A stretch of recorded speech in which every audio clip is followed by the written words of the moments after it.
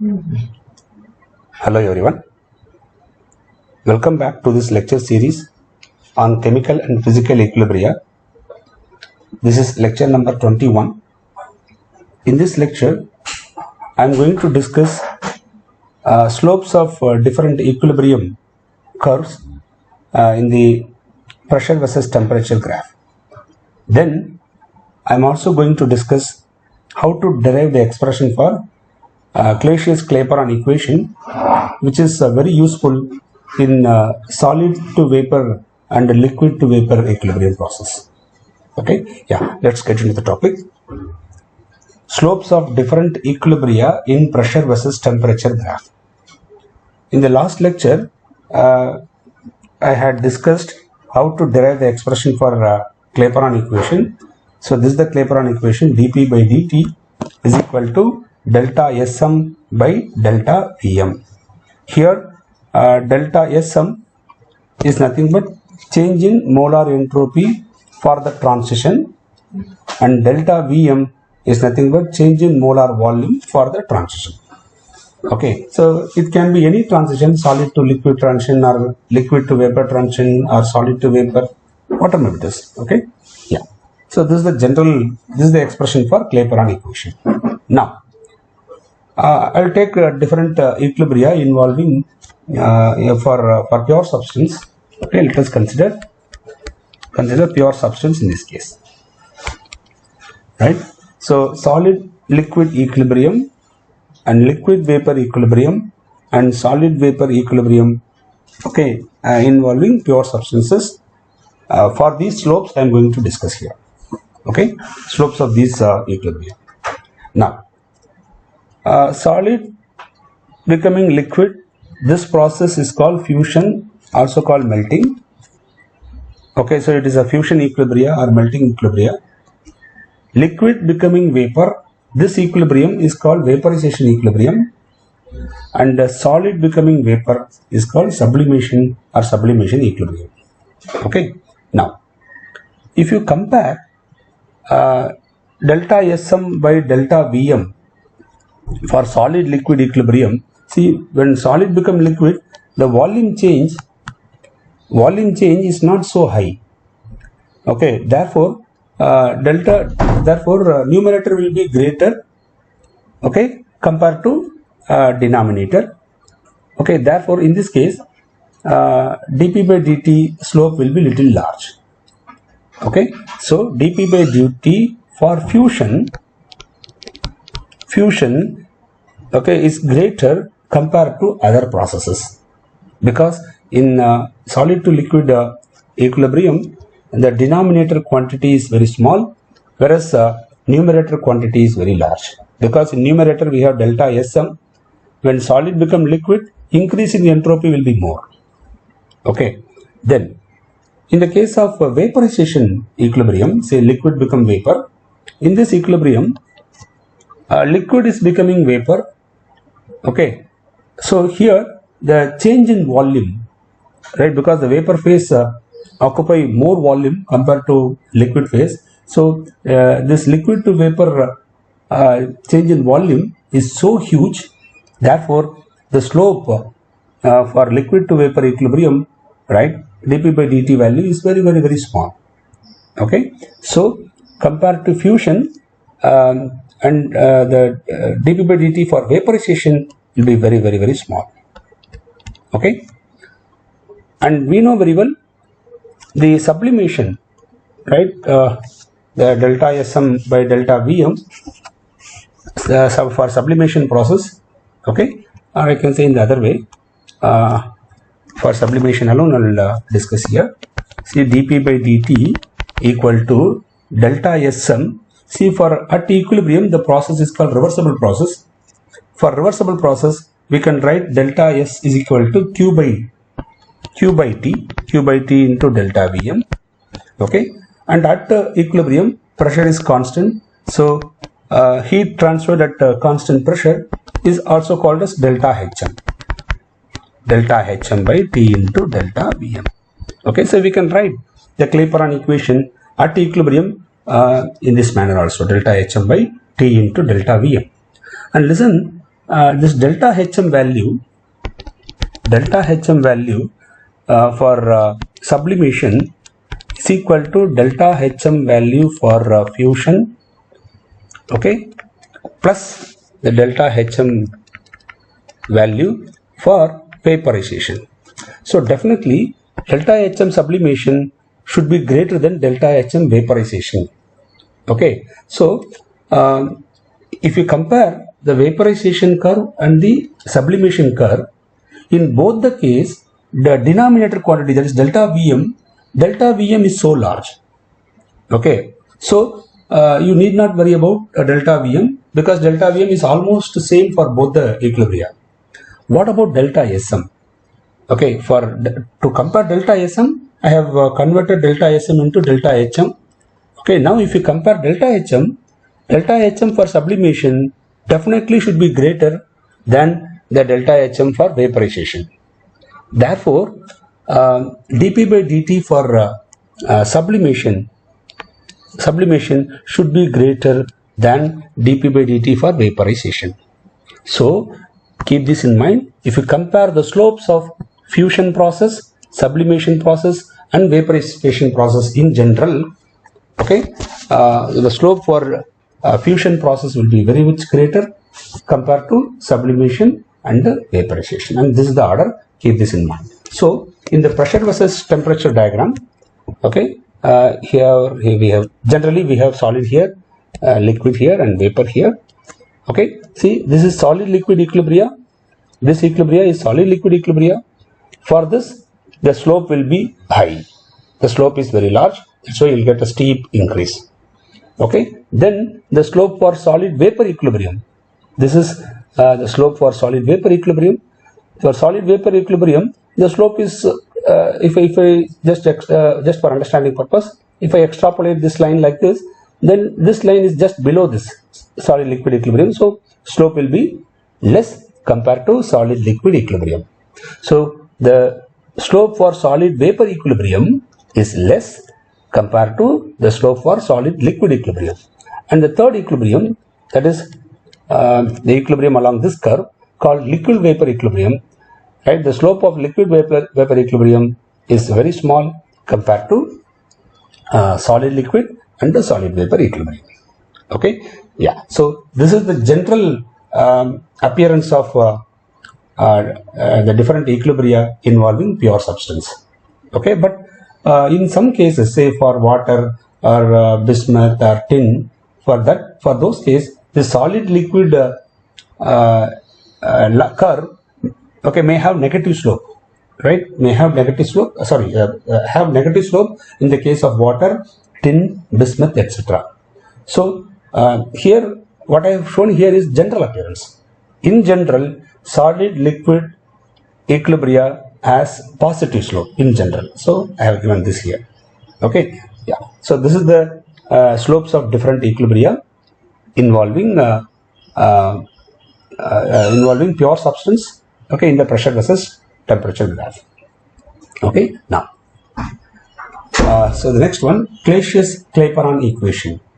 Clasius-Clapeyron equation is a very important equation which gives the relationship between equilibrium temperature and equilibrium pressure. Okay, you know very well a system that is a solid vapor equilibrium or liquid vapor equilibrium.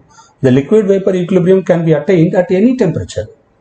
Okay, so if you vary the temperature, definitely the equilibrium pressure also will vary, right? So for this type of equilibriums, there is solid vapor equilibrium and liquid vapor equilibrium. Okay, we can relate the equilibrium temperature and the corresponding equilibrium pressure, right? So if you change the temperature, the equilibrium pressure will also change. Okay, so if you know what is the change in temperature, it is possible to calculate the change in pressure. Okay, using Clasius-Clapeyron equation, right? So in this lecture, I am also going to derive the expression for Clasius-Clapeyron equation. Okay, yeah, how to do this? Listen. According to Clapeyron equation, we know very well dP by dt is equal to delta Sm by delta Vm. This is Clapeyron equation. Okay, general form. And at equilibrium, Okay, we know very well at equilibrium, the process is generally called as reversible process. Okay, so equilibrium means reversible process. For reversible process, we know very well delta S is nothing but Q by T. So delta Sm is equal to Q by T. Here at equilibrium, pressure should be constant. Therefore, I have represented this Q as Qp. Qp means heat transferred at constant pressure, or at equilibrium. Heat transferred at equilibrium divided by temperature. Okay, and you know very well heat transferred at constant pressure is nothing but delta H. So I have replaced this Q as delta H. Okay, so delta Sm is equal to delta Hm by T. Okay, yeah, delta Hm is nothing but change in molar enthalpy, okay, during the transition, right? So if I replace this delta Sm by this delta Hm by T, I'll get this expression. So dP by dt is equal to delta Hm by T into delta Vm. This is an alternative expression for Classius for Clapeyron equation. Okay, so this is also Clapeyron equation. This is also Clapeyron equation. Okay, but it's an alternative way of expressing Clapeyron equation. Now, listen. See, we are going to consider only these two equilibria, that is solid becoming vapor and liquid becoming vapor equilibria. In these two equilibria, if you observe carefully, see, solid is becoming vapor, so the increase in volume will be very large. Similarly, here also liquid is becoming vapor, so again the increase in volume is very large. So, what is delta Vm for these two processes in general? Delta Vm, what is delta Vm? Change in molar volume for the transition, okay, which is nothing but molar volume of the final state, that is vapor state, okay, or gaseous state, minus molar volume of the solid or liquid. If it is a solid gas equilibrium, then we should consider solid. If it is liquid gas equilibrium, then we should consider liquid. Okay, whatever maybe it is, if you compare molar volume of gas at a given temperature and pressure, okay, with the molar volume of solid or liquid, definitely molar volume of gas should be very much greater compared to molar volume of solid or liquid. Okay, therefore we can neglect this quantity, okay, in comparison with the molar volume of gas. So we can write delta Vm, as approximately equal to molar volume of the gas. Okay, and now below critical state or below critical point, okay, the gas below critical point, the pressures are considered as low pressures. Okay, in general, below critical state, we consider the pressures as low pressures. Okay, at low pressure, gas behaves like ideal gas, that we know. Okay, so under this assumption, what I'm going to do, we can write molar volume, right? We can write this molar volume for gas, okay, using the ideal gas equation as Vm equal to RT by P. We know very well PV is equal to nRT. Okay, for 1 mole, this V is expressed as Vm into RT. Okay, for 1 mole, N is equal to 1 and V become Vm. So Vm equal to RT by P. Okay, this is the molar volume of the gas under the assumption that the gas behave like ideal gas. Okay, now so I'll put this Vm value in the place of molar volume of gas. So delta Vm becomes equal to, therefore delta Vm becomes equal to RT by P. Okay, now I'll substitute this delta Vm in equation number 1. See, this is equation number 1, which consists of dP by dt equal to delta Hm by T into delta Vm. So in the place of delta Vm, I am going to substitute this RT by P. So if I substitute this here, what will I get? dP by dt equal to delta Hm by T into RT by P. Okay, so if I multiply T and T here, I'll get RT square. Okay, and we have 1 by P is there in the denominator, right? 1 by P. Bring this 1 by P to the left hand side and bring this dt to the right hand side. So we can write 1 by P into dP equal to delta Hm by RT square. Since I brought this dt to the right hand side, I got dt here. Okay, so we can write dp by p can be written as d ln p. So d ln p, bring this dt to the left hand side. So d ln p by dt is equal to delta Hm by RT square, and this equation is what we call as Clasius-Clapeyron equation. This is the Clasius-Clapeyron equation, which relates the equilibrium pressure with the equilibrium temperature. Okay, so now I'll show you how to utilize this equation. Okay, yeah, listen, suppose let me consider some temperature here. In this, suppose I'll take a liquid vapor equilibrium. Right, in this curve, I'll take some temperature, say T1. At temperature T1, we have some equilibrium pressure, let it be P1. Now, let me change the temperature to some value, some little higher value. I'll increase the temperature so that the system will exist in equilibrium even at this temperature. Okay, I'm just increasing the temperature from T1 to T2. Therefore, the pressure also increases correspondingly. Okay, if this is the situation, right, if I know the T1 value and T2 value, and if I know the initial equilibrium pressure, it is possible for me to calculate the final equilibrium pressure. Okay, how?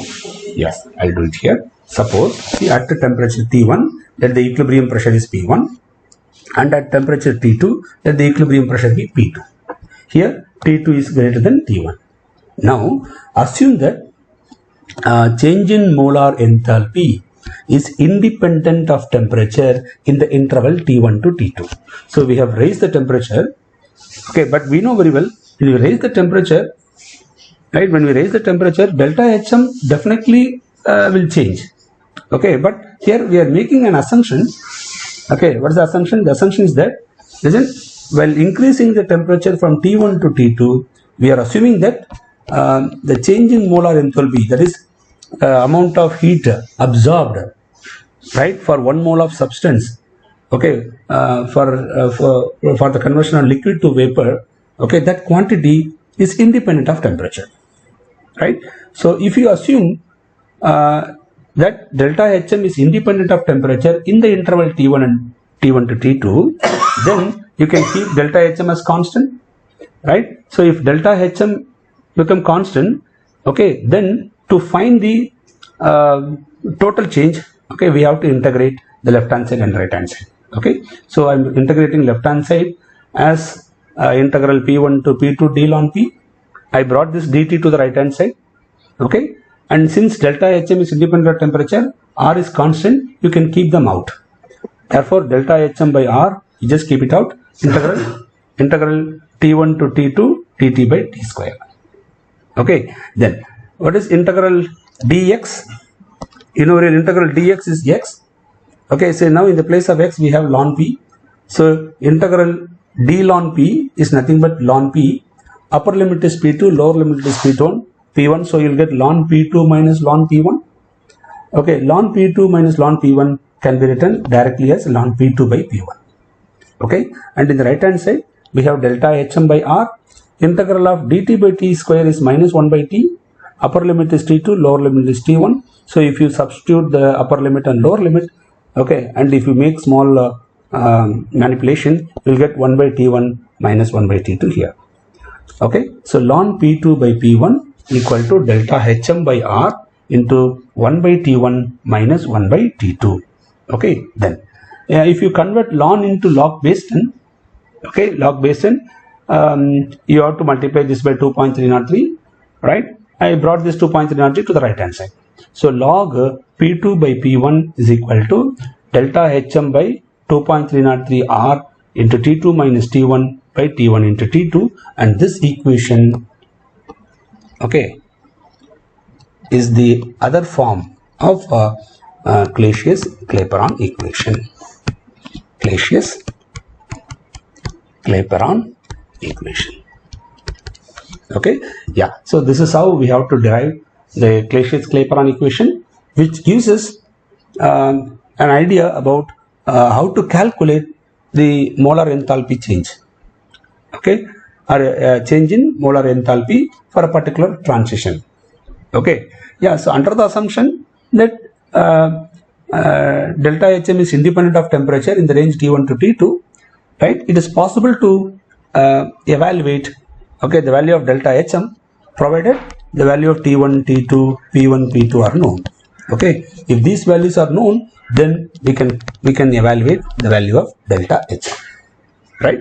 That is the application of Clapeyron equation, right?